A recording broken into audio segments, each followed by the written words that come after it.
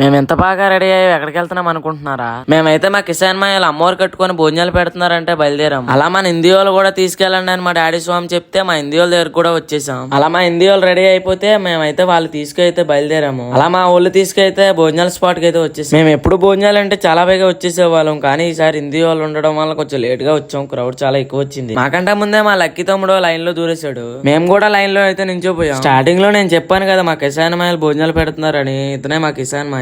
రోజు ఏమో గానీ ఈ రోజు మాత్రం మాయ చాలా కష్టపడుతున్నాడు. అలా మొత్తానికి అయితే ఆకలి అన్ని ఐటమ్స్ పెట్టించేసుకున్నాను.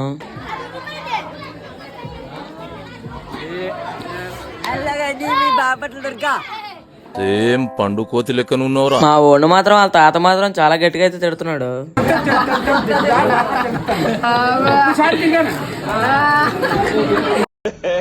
మీకు వాళ్ళ తాత ఏమి తిట్టాడు అర్థం కావచ్చు, కానీ చాలా గట్టిగా తిట్టాడు గాయస్. మనిషిగా పుట్టేందుకు ఎవరికైనా ఇంత సహాయం చేయరా? రెండోసారి వేసుకున్నాను గాయస్. భోజనాలు బాగున్నాయి గాయస్.